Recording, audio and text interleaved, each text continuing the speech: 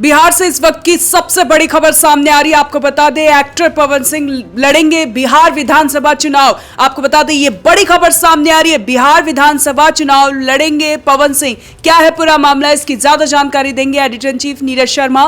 नीरज शर्मा, ये बहुत बड़ी खबर सामने आ रही है, जो पवन सिंह है वो विधानसभा चुनाव लड़ेंगे। बिल्कुल, इसके पहले वो लोकसभा का चुनाव लड़ चुके हैं, लेकिन उन्हें करारी हार का सामना करना पड़ा था। दूसरे नंबर पर रहे थे, रनरअप रहे थे जिनको हम कह सकते हैं। लेकिन अब जो सबसे बड़ी खबर आ रही है कि पवन सिंह अब एक्टर से पॉलिटिशियन बनने जा रहे हैं और बिहार में विधानसभा चुनाव लड़ने की जोर शोर से तैयारी कर रहे हैं। जो ONOG को जो एक्सक्लूसिव जानकारी मिली है उसके मुताबिक एक्टर पवन सिंह बिहार के आरा विधानसभा सीट से चुनाव लड़ सकते हैं।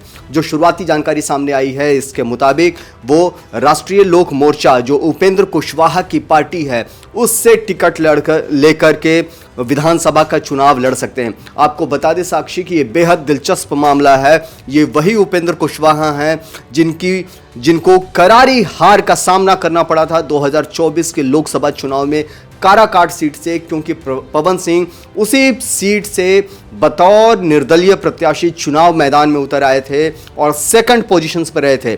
पवन सिंह के आने से उपेंद्र कुशवाहा को तीसरा स्थान मिला था और करारी हार का सामना करना पड़ा था।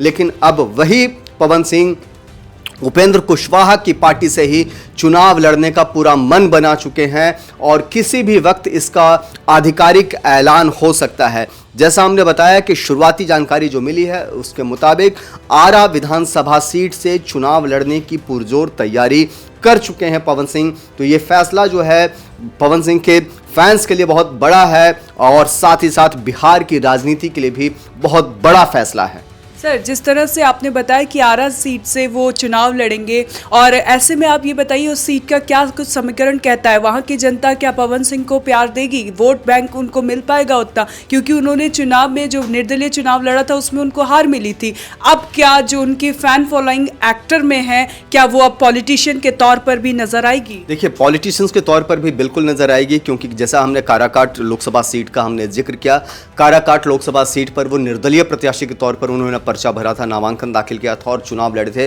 तब वो दूसरे नंबर पर रहे थे। उन्हीं की वजह से उपेंद्र कुशवाहा को तीसरे नंबर पर पहुंचना पड़ा। तो आप इससे उनकी पॉपुलैरिटी का अंदाजा लगा सकते हैं कि पवन सिंह किस कदर पॉपुलर हैं। और रही बात आरा विधानसभा सीट की, वहां पर चूंकि पवन सिंह खुद राजपूत समुदाय से आते हैं और आरा में राजपूत समुदाय की संख्या ठीक ठाक है, बड़ी संख्या है वहाँ राजपूत समुदाय की। तो इससे आप अंदाज़ा लगा सकते हैं कि पवन सिंह को वहाँ बड़ी जीत मिलने की उम्मीद है। और एक सबसे बड़ी बात साक्षी कि पवन सिंह इस बार बीजेपी से चुनाव नहीं लड़ रहे हैं। इसके पहले भारतीय जनता पार्टी ने 2024 में लोकसभा चुनाव लड़ने के लिए पवन सिंह को आसनसोल सीट दिया था, लेकिन पवन सिंह ने मना कर दिया पश्चिम बंगाल के आसनसोल सीट से लोकसभा चुनाव लड़ने के लिए, और बाद में वो काराकाट पहुंच गए थे लोकसभा चुनाव लड़ने के लिए। तब बीजेपी ने उन्हें टिकट नहीं दिया, उस सीट से वो निर्दलीय प्रत्याशी लड़े थे। अब एक बार फिर से, अब से कुछ दिन पहले बीजेपी के जो पूर्व मंत्री रहे हैं RK सिंह, उनके थ्रू बीजेपी में वापसी की पुरजोर कोशिश की जा रही थी।